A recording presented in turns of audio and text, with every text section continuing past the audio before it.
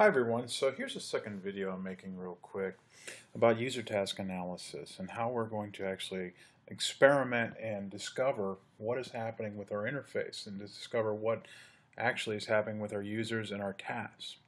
The first thing, of course, is we have to identify our users. We're going to be using 5 users. That's enough. If we look at Steve Krug's guide, he says that in user task analysis, 3 to 5 users will always tell you the same amount of information. Anything past that is redundant. So we want to think about who are active users. If we are talking about actually who is using your website, we're not going to want to have people that never used it before or may not. So if we're working with the university's website, think about the task at hand. Who are these people that are going to use them? In particular, who are the people that will want to use this the most? Well, college students, correct? Well, let's think about how we look at this ourselves. We're actually an active dynamic group inside of here if we are students, faculty, staff, administrators. So who do we want to test? We're going to be testing students in most cases or active users, and you're going to choose your task. That's what's going to help you guide you into who your user should be. You should understand first the goal of your task. If your goal is to check out a library book that has a PDF format to it that you can print out, you'd want to use students that actually want to do this. So in most cases, it's online students. So that's our task, and we want to find users. So we talk to students we know who may be online class takers or students who are in a hybrid model. We'd also want to select an area or a region to make sure the task is always done the same. So if you're going to do this in the library, choose a room to where you can talk and make sure you have access to it once a week to do the tests. The same computer, the same system, and probably the same amount of time in the area range. If you're going to do the test, say 5 p.m., try to keep it at 5 p.m. so it's the same type of atmosphere at all times. Record the computer number, where you are, describe the environment. This helps you to repeat the study later. This is scientific.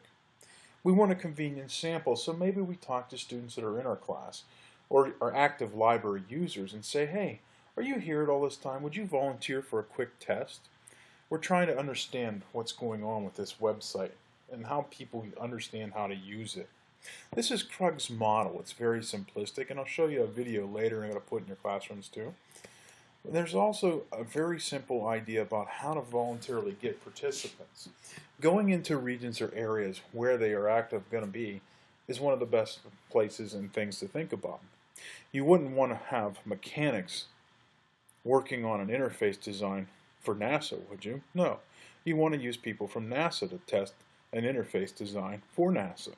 So if we want to do something with the Middle Georgia State University tasks, we'd want to go to that actual school or to someone on the online classes and ask them to be voluntary participants. To do this, you should make sure you have a script so you can talk effectively and smartly to your volunteers. You're not wasting their time. Number one is always thank them and tell them it is voluntary and they can stop or quit at any time. This is very important. If you're using audio or visual agreements, make sure you have a form that they sign off. This is actually a legal issue, so please make sure you have that and include that in any of your reports. You're going to want to clearly explain the task or the goal to the user before you start. If you're using the library as an idea, say, I'd like you to go to the Middle Georgia State University website, using any browser you want, and get to the library resource page and find us an online book that you can download or a PDF that you like to read. And please print it out to whatever location, if that is the end goal for you. Then allow the users to do this. And while you're doing this, don't direct them, don't tell them what to do. Mistakes happen, and that's what we're looking for. They cause the frustrations. If we tell them what to do, we lose ideas. Let them pick the interface, let them pick the browser, let them choose the best method, and discover how they do this. While you're doing this, question the user about what is happening. If you see them dragging the mouse, ask them why they're doing this. It might be an indicator that they're lost and looking for directions.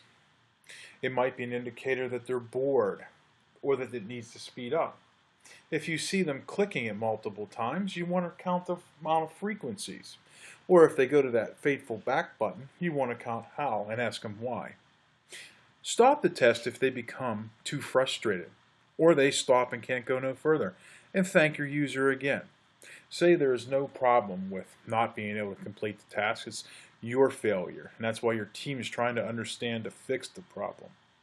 Thank them and tell them you'll test them again once you figure out what the problem is. The testing areas, you should have 360-degree viewing.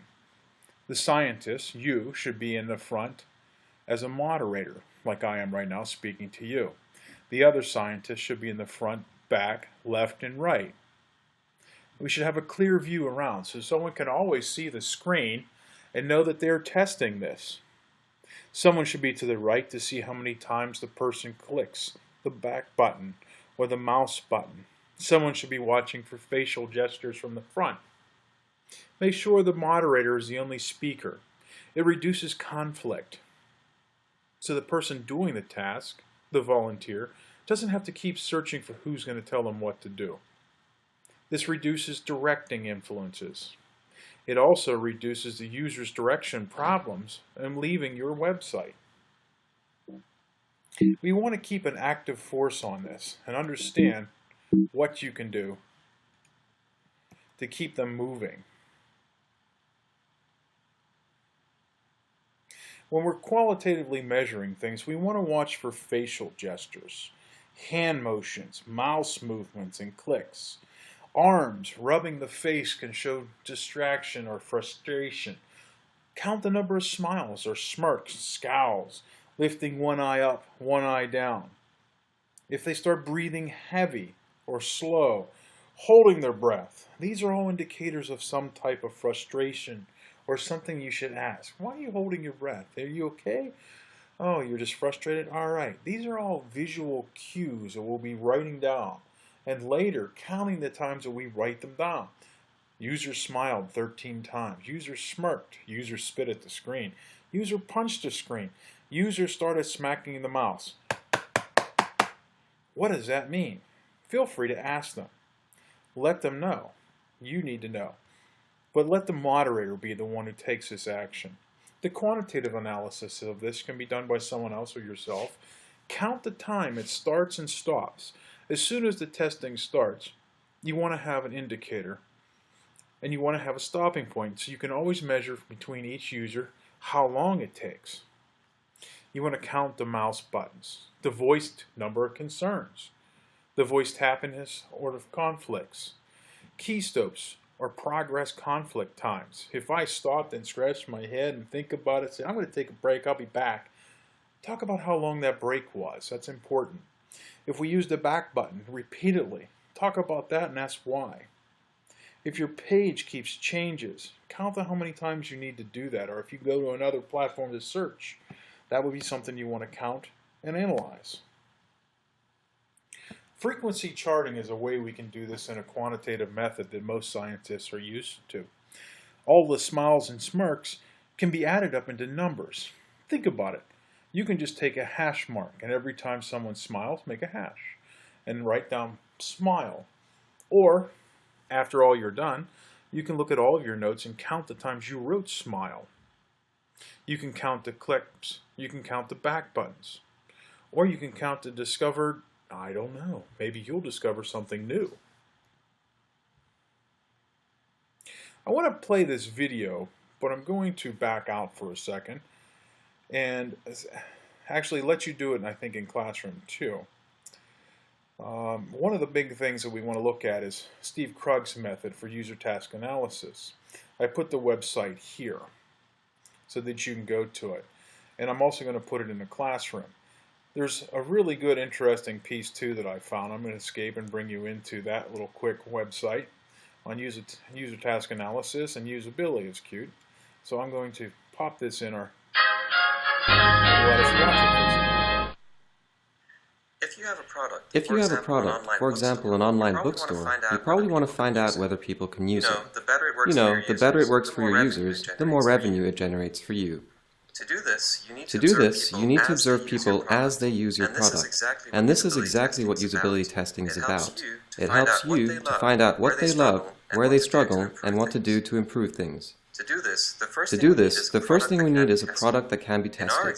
In our example, we've used a website, but we also test mobile phones, games, and anything with an interface. Many companies leave testing to the end when the product is close to launch. This is useful in its own way, but we also recommend involving users in earlier stages of the project. Even a short test with a crude paper prototype can help you make the right decisions at the start. We also need to understand your business, your product, and what you want to find out.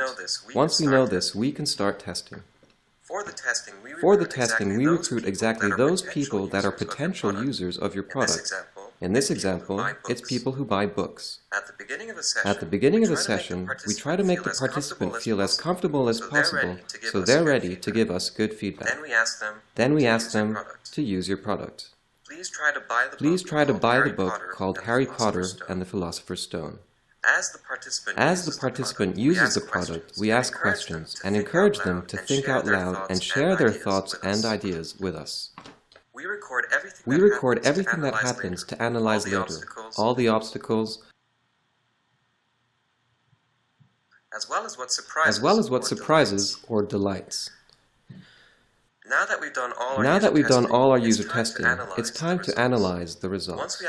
Once we have a good idea of what is going wrong and why, the next step is to come up with solutions. This is where we use our genius and experience to help you redesign your product to better suit your users' needs.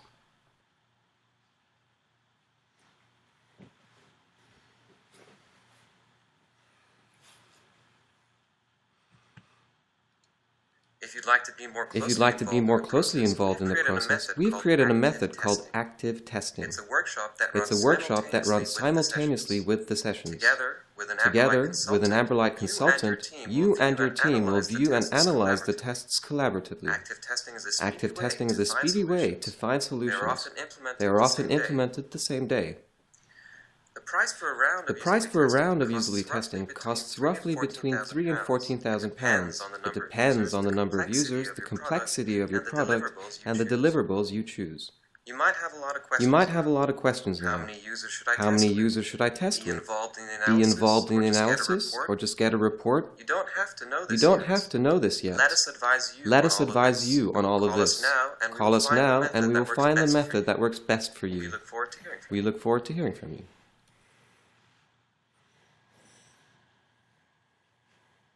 I thought this was really cute, kind of the way this company did this. And to get you a good grip of how much money you can make by doing and learning all this. User task analysis is not something that we should take granted of. It is something that's done on every single piece and equipment of every design, from a teapot to a computer, from a coffee pot to headphones, to an interface design, to an actual computer itself. Take some time and watch the Krug video. I know that last one was a little bit hokey, but it was something that was interesting to show you how effective a lot of companies are doing this and now marketing internally their own ability to test equipment and selling that. This is something you guys might think about. Maybe you come up with your own team and your own LLC out of the course. So start thinking about that now. Alright gang, have a great day. I'm looking forward to your first tests. It should be pretty fun. It'll lead us to, more importantly, our first prototype. And when we get that paper prototype like they saw in this last example, we'll actually test that as well. Okay gang, have a great day. Get out there and ride a bike, do something fun. Throw a ball, go for a swim, take a walk, pet a dog. I'm going to go out and pet my horses.